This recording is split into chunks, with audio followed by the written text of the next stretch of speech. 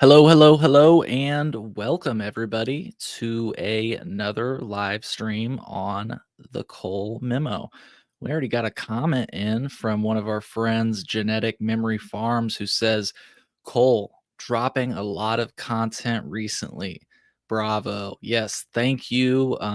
Couldn't do it without the support of all of you. And I'm really excited that we got some people tuning in this afternoon. We definitely have a good one coming at you. It is just a little bit past 5 p.m. Central Time on May 13th, 2025, and we are live on YouTube, Twitter, and Instagram. And if you're hearing these words right now, please, I beg of you, take a moment to hit that like button. And if you haven't already, please subscribe to my channel for content focused on cannabis, drug policy, and so much more. Today's live stream is going to be highly informative. And since we are live, I'm going to take a moment to address this comment. Who's Genetic Memory Farms says, I hope you're having a good day. I am. And I would say I'm having a great day because just until a little bit ago, I thought today was Monday. It's always nice to find out that it's not Monday, right? So pretty excited about that. I know it's only Tuesday, but still I'll take the win where I can get it. If you're catching this broadcast later and you're wondering, how do I tune in live? Well, I'd say the best way is to go right on over to colememo.com/YouTube and become a subscriber so that you never miss a live stream. This podcast also streams on SoundCloud, Spotify, Apple Podcast, and other podcasting platforms. And just a quick reminder, you may already know, but one of the best ways to support this show is by going to colememo.com/Patreon and becoming a patron. It's just $3 a month to become a member. Members get access to episodes before they release to the public. And just a quick heads up, I'm trying to save you money here. If you're on an Apple device, I recommend signing up from a computer or a non-Apple device because Apple adds extra fees on top of what I feel is that very fair price of $3 a month. So if you don't want to pay extra money to Apple and ensure that each of those $3 are only going to me, sign up from a non-Apple device, and then you can sign back in on your Apple device. I know it seems weird, but it's just a little loophole. Basically, if you sign up from your Apple device, they're going to tack on those extra fees because they're greedy, right? Fuck you, Apple. I probably just took away my any chance I'll ever have of getting the show monetized because of that comment. Ultimately, all of my episodes release for free on public feeds, but if you'd like to support this show and get early access to episodes before they release, consider becoming a member at colememo.com/Patreon. I might even add a YouTube option because I guess you can do something similar on YouTube in the future. So if Patreon's holding you back, that might be an option in the future. The conversation featured in this episode, for example, released first for my patrons, ad-free. Once again, to sign up and support the show, go to colememo.com/Patreon. That's colememo.com/Patreon. It does cost a lot to do this show between licensing fees, the cost of travel, the cost of equipment, and more. Going to be doing traveling this summer, hopefully getting some good content for you. This show is brought to you by listeners like you. If Patreon's not your thing, wow, I just heard the rain. It started pouring down. If Patreon is not your thing, you can make a one-time monthly or yearly contribution of your choice at colememo.com/support. That's right. You can throw me $1 or $2 or whatever you feel, whatever you're able. And if you're not able to support the show financially, that is absolutely fine. As I mentioned at the top of the episode, one of the best ways to help support this show and ensure that more people see this show is by smashing that like button, sharing the show with your friends, or leaving a positive review from wherever you are listening from. I'll be right back with Tom Schuba from the Chicago Sun-Times right after this message. Here in the Midwest, growing amazing food isn't just a hobby, it's who we are. And that's why we created Envy Plant Foods. Whether you're working on a farm or starting a backyard garden, growing hot peppers for sandwiches, or cool lettuce for a chopped salad, Envy has the perfect plant food for you. Blended in Illinois since 1962. Support the Cole Memo and save. Get 10% off fertilizer for your wheat garden at nvplantfoods.com with code CHILL10. Plus, an additional 10% of your order will go to the Cole Memo to help fund the show. Again, that's nvplantfoods.com.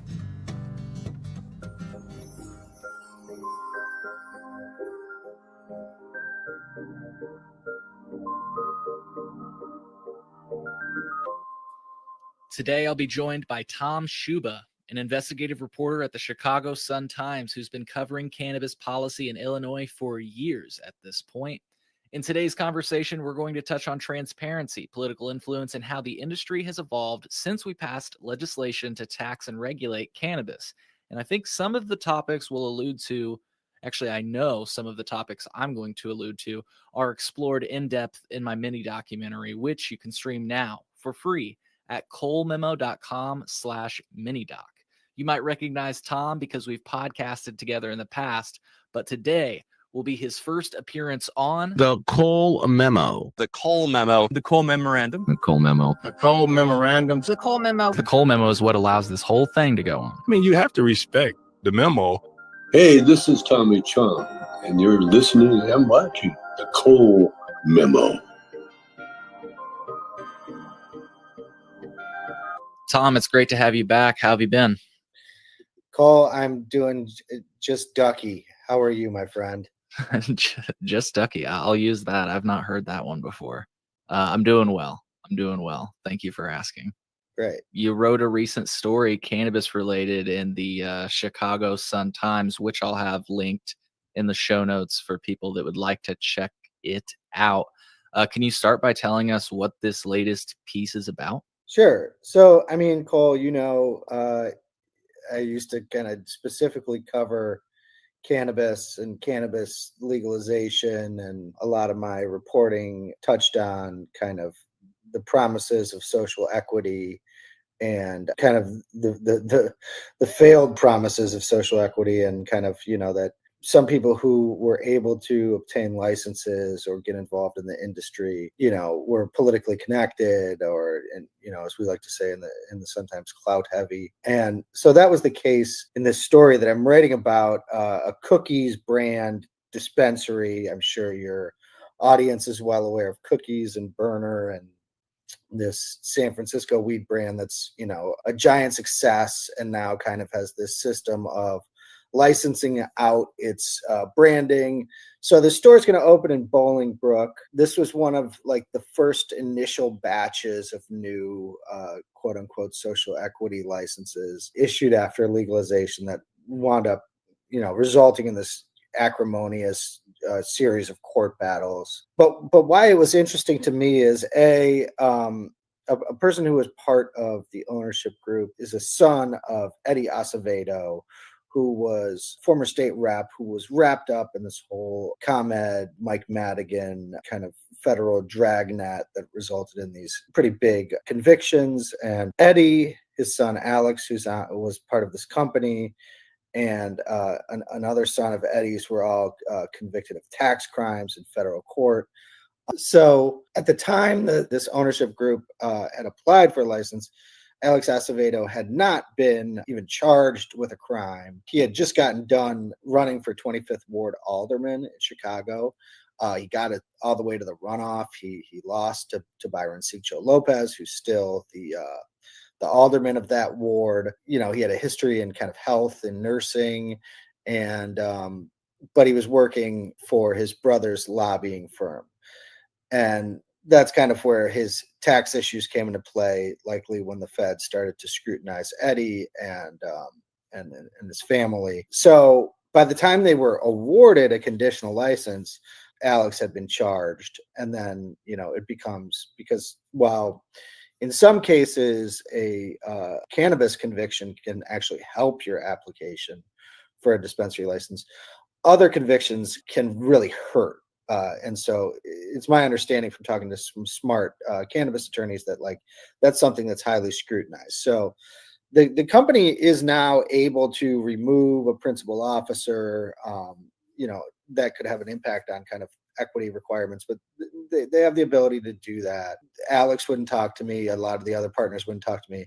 Another person who was associated with this bid, and continues to be involved in this process of opening this dispensary in Bolingbrook, is a guy named Carmen Rossi, who some of my colleagues at the Sun-Times have written about quite a lot, because he has this just absolutely vast business empire in Chicago. Like, for a time, he held the liquor license for Lollapalooza. He owns the Hubbard Inn. He owns the Liquor Box. He owns a bunch of bars and restaurants.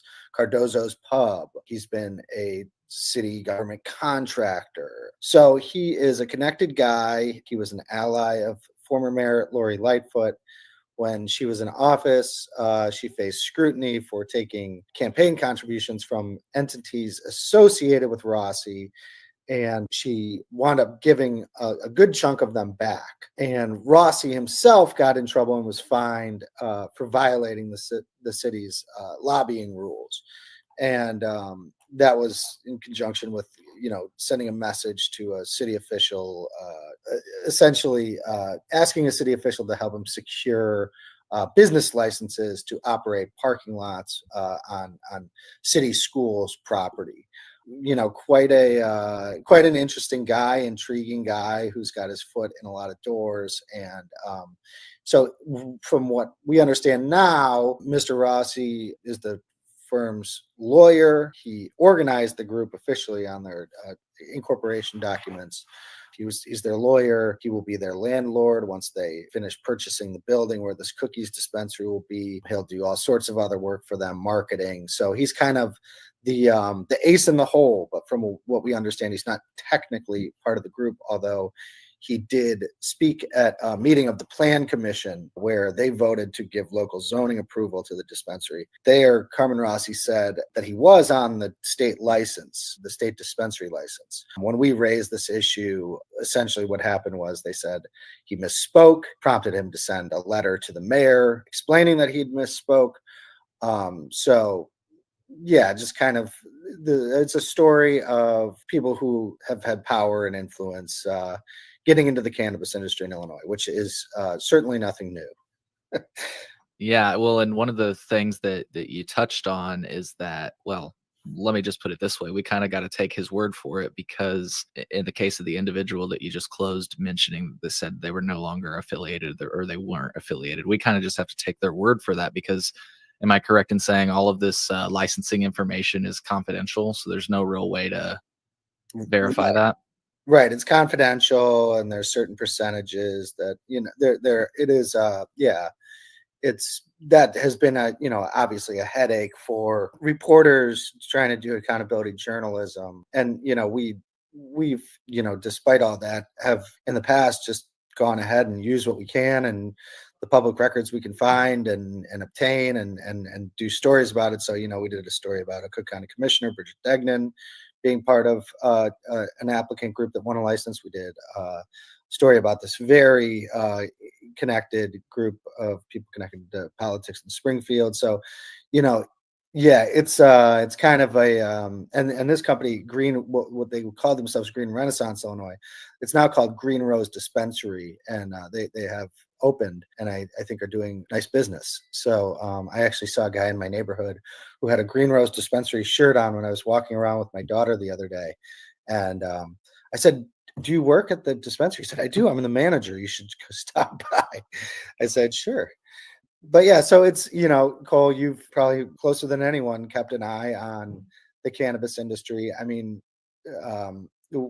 what we have now is the types of, I think, businesses that people, just seeing what the initial promises were of legalization, the types of people who the average person would have thought would be profiting and benefiting from this are kind of, stuck on first base. Essentially, funding has dried up. So, minority business owners and people who were, adversely impacted by the drug war, they haven't been able to get funding. It's a very costly process. You have to build out your entire store before you get a final state license to sell. And I think a week or so ago, we had LaShawn Ford, standing side by side with a bunch of these business owners saying we need specific changes, we need reforms in Springfield. But it's been a bit of a sticky wicket, I think, and obviously the court battles over licensing and creation of additional licenses and changing how the licensing process works. There have been things that have been done to kind of remedy or at least like get at some of these issues, but yeah, the industry as a whole is struggling for a litany of reasons, but I think for the social equity businesses, just disheartening that they felt they put a lot of people who I've spoken to have put life savings and all sorts of things just to kind of get to where they are, and then you're kind of just stuck.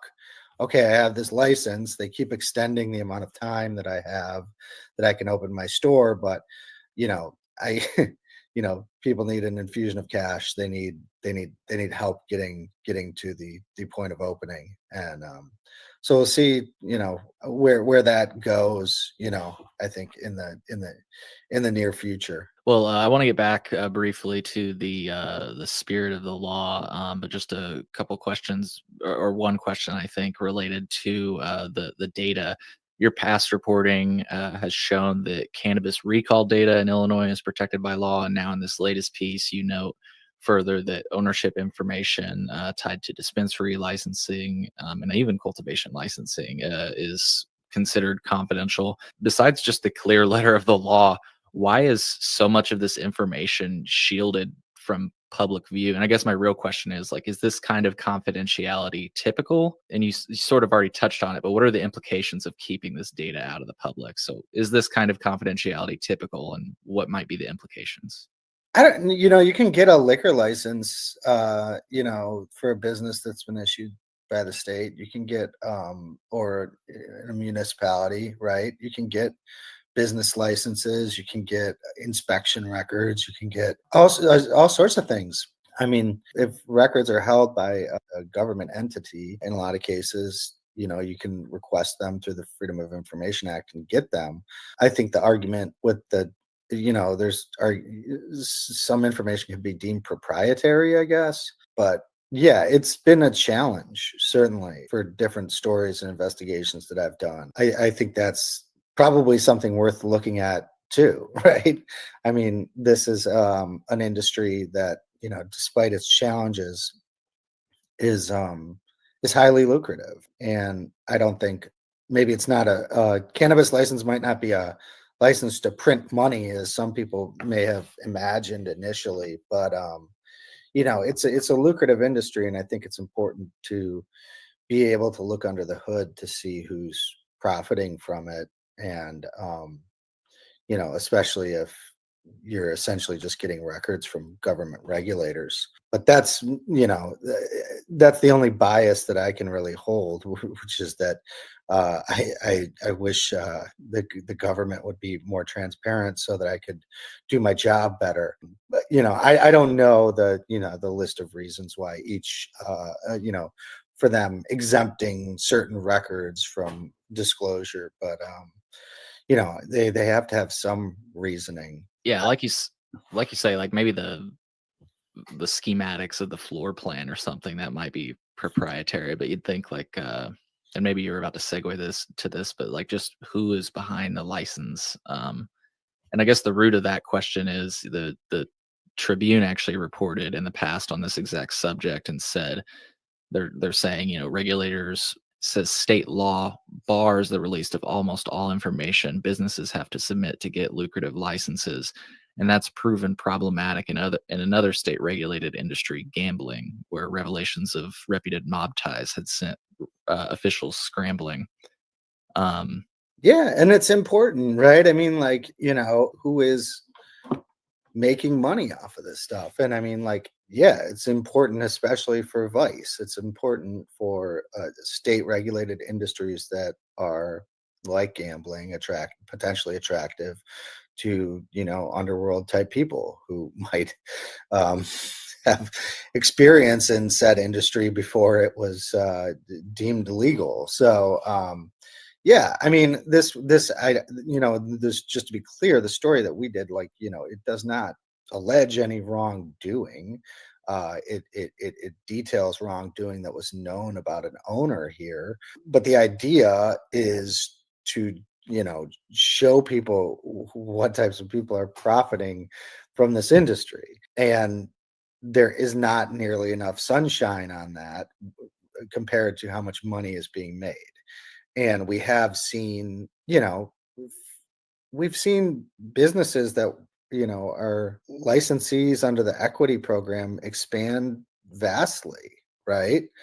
And so, I think it's just, this is just kind of a little slice of, a closer look at kind of some of the stuff that's happening in the industry. And for people who are interested, I hope it was, eye opening, or kind of a cool look at this specific dispensary. I think what we're going to be focusing on a little bit more broadly is just like, the state of the industry as a whole right now, which for a period of time, from 2019 to whatever, maybe 2021, maybe not even that long, there was a lot of media attention on the cannabis industry and what was happening. From 2019 to 2021, we had all of this attention on cannabis legalization and what it would mean, and what the ins and outs of the law would have. And, then obviously, we got into kind of who was profiting, and then this kind of battle with, people who lost out and who were equity winners saying, this is BS. But since then, the media attention has kind of waned, and but people continue to make money, and the industry is in a much different, is in a, by all accounts, in somewhat of a tough spot right now. And so, yeah, I think it's worth kind of, for me, shifting some of my focus back to the cannabis industry, just because it's important and it's making a lot of money and it impacts people's lives. And so I know there's, Bob McCoppin has continued to do great reporting, my adversary for a time at the Tribune. But and yeah, it really has. And it's, what do you make of that, Cole, that there's been so much less kind of attention on it? I've almost, well, first of all, I'll just say I'm really excited to hear that it's something that's on your mind, because I've thought about reaching out a time or two, being like, hey, Tom, you doing okay? I'm looking for your pot reporting, because just to put it in a funny light.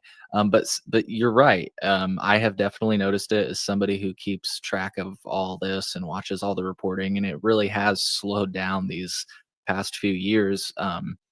Which, I like I just say, I'm just super excited to hear that this is back on your attention. Like you said, Bob McCoppin continues to report.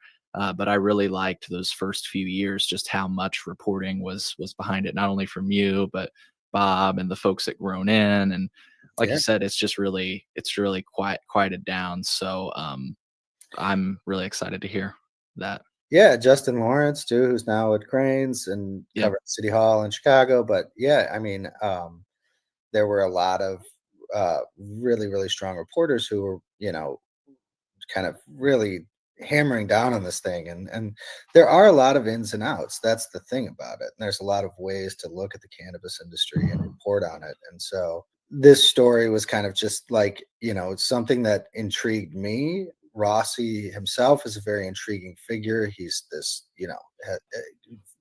fairly young but extremely powerful, a successful businessman who's, garnered some sort of, political capital and clout. And so, I just thought it was a perfect little story about, like, how it takes years to open a dispensary, and the types of people who are involved in some cases in these types of bids. So yeah, that's about it for me. I don't know if you Sweet. have any more questions. Yeah, just probably like one more. Sure. This was, a social equity license. And I guess my question is, do you think, and maybe this is the point of the story, was the original spirit of the program kind of showcased in this example? or is that kind of the point of this story? If the spirit of the law was fulfilled in doing this. Yeah, well, like with this example, at least, like, is that kind of the point of this story, that maybe the original spirit of the program is kind of waning or questionable? Yeah, I mean, obviously they did fulfill equity requirements, right? Right, right, That doesn't take away that, like, a one-time political candidate who's the son of a state rep, you know, and politically connected businessman from Chicago, and then, like, other people who've worked in the cannabis space before are all involved in this company, right? And so it's like, I think it can be two things at once, yeah, and obviously, to like start a business, you probably want people like working for your business who know what the hell they're doing and who have access to capital and probably who have some sort of understanding of how to um, deal with government bodies. So, it all makes sense. I think that there was just maybe a misunderstanding going into this, reading the plain language of it, hearing what people were saying, that these, essentially what the hope of the state was to have a bunch of like mom and pop shops of people. And I mean, perhaps those exist to some degree, but yeah, I think like in this case, there, like I said, cannabis industry professionals, lobbyists, politically connected people, you know, that's what happened here. I don't think it hurts them. And whether that violates the spirit of the law, I don't know, because they checked the boxes that right. were desired to qualify as social equity. So I think it's more about like the reality of what the law allows and what's kind of necessitated by the law to build out and be successful and start the business versus what people may have anticipated. Because like I was saying, it's just like, you need capital to get the business off the ground. You need to do a very costly build out before you can get your final inspection to get your license. These guys had a bank, so they have a vault, but in some cases you have to buy a vault. You have to buy a point of sale system. You have to um, renovate to meet all of the requirements of the state. So like, it's just and you have to have people know how to do that best. So it's Yeah. kind of like I think it's just this is just how it is. And obviously in 2020, or I can't remember if it was 2020 or 2021 at this point, COVID fog, I suppose. But when they first started to issue the licenses, and there was all this outrage, and people were all pissed off. And oh, this guy from KPMG, the grader, got one, and all these people got one. Why didn't I get one? And that's obviously a distant, foggy memory for me.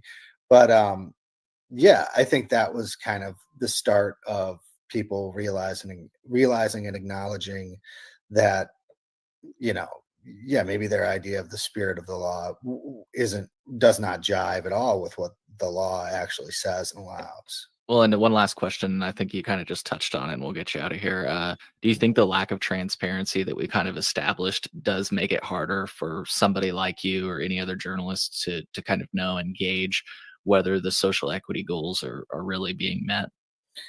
Yeah, it does. It does make it difficult, and because we could back check things with if it's a thing that deals with the criminal history, or which is one way to get social equity residences. That's another thing. Like those are things that if we had the ability to see the applications, we would be able to scrutinize those things, right? In a way that we are completely unable to right now. So yeah, absolutely. It would be a game changer, if and frankly, it would likely be it would be arduous, long work, but I think, it would be probably worth doing, right? For people to know. So Yeah. Well, folks, Tom Schuba from the Chicago Sun-Times will have some of the articles, especially the one that we focused on today, in the show notes. I hope you found as much value in this conversation as I did. And Tom, thank you for sitting back down with me today. It's really good to talk to you again, and also great to hear that we might be seeing more cannabis reporting from you. Looking forward to that. Absolutely. Thanks for having me, as always, Cole. Yep. All right, folks. Well, what did you think? What did you think? I really found that reporting to be insightful and valuable. And if you'd like to check it out yourself, my apologies for the ring if you just heard that. My phone's going off the hook. If you'd like to check out some of the stories that we referenced yourself, you can check out the link that I dropped in the show notes. I'll also put that into the comments for folks that are tuning in live. You can always find the show notes in the description of the episode that you're listening to, or if you go over to colememo.com, I'll go back to the homepage. You can see episode 201, which is the episode that you're listening to right now. And if you click on it, you can see the links that were mentioned during the show. I even threw in some of Tom's recent appearances on the show and some of the topics that we made vague references to. If you're looking to unpack those a bit, I've not only pasted the articles into the show notes so that you can do a deep dive yourself, or they are covered pretty well in depth on my mini documentary, which you can stream now at colememo.com/minidoc. Brandon said, I missed the interview, but I'm looking forward to tuning back in and catching on the rewatch. I seem to be good at that. Hey, no worries. I just appreciate your support. I appreciate you tuning in. And Cannabis Critique said, woo, more cannabis reporting. That's what I'm talking about. That was my biggest takeaway from the episode as well. Finally get some real journalists covering the cannabis industry, not just armchair Cole over here. And, I really mean that. As Tom said, cannabis reporting has really died down over these last few years. So it's really nice to hear a reporter of his caliber saying, hey, I've got some things that I'd like to cover in the cannabis industry. So if you haven't already, please hit that like button and subscribe to the channel. And I really do appreciate you all tuning in. Guapo, looks like you're tuning in. Thanks for tuning in. He says, LOL. I hope you're laughing with me, or you might be laughing at me. That's okay too, because I did just kind of make a joke at my own expense. So I hope again that you all found value in this episode of the Cole Memo. Once again, the article discussed in today's episode, as well as the variety of other articles that we referenced throughout the episode, are going to be linked in the show notes. And before I go, Guapo says Cole is still the best out there. Well, hey, thank you. And they said I don't know where you're going with this. I don't know if I want to know. But hey, I hope you all had a great Tuesday. Again, I hope you found value in this episode of the Cole Memo. And if you haven't seen my mini documentary yet, take 30 minutes to go to colememo.com/minidoc, watch it at 2 times speed. You'll have it done in 30 minutes. The mini doc is actually technically an hour long. Watched it at 2 times speed and you'll have that banged out in 30 minutes. Guapo said, laughing with you. Okay, that's what you meant. Thank you for clarifying. And if you have no idea what my mini documentary is about, well, here's a sneak peek. Cheers, everybody. Happy Tuesday. Beginning January 1st, 2020, the recreational use of cannabis will be legal in the state of Illinois. Available to stream now, my mini doc dives into the history of Illinois legalization, starting with January 1st. What should we expect? The biggest thing that we need people to understand is that January 1, in terms of the criminal justice system here in this state, is the end of prohibition. See how Illinois missed its chance at real cannabis reform with key failures, including the fact that the program includes regulation on possession limits. So people can still be arrested for a possession. And I want to highlight that in its first year of legalized recreational marijuana in the state of Illinois, they arrested 3 times as many black people for possession than any other race. We've run into so much cannabis, we've run out of places to put it. I have represented people and taken their cases through the court system who got charged with more serious crimes only because the police said that they smoked cannabis. And not because the police said you have illegal cannabis, or not because you have too much cannabis, or not because you're high on cannabis, but because I can smell it and that's it. Attorney goes, he understands that he can't be smoking and his cannabis flower shouldn't be open. And I was like, I'd like to say for the record that I was not smoking and my flower was not open. So that's where we're at right now in Illinois, and I hope it changes. Start watching now at colememo.com/minidoc.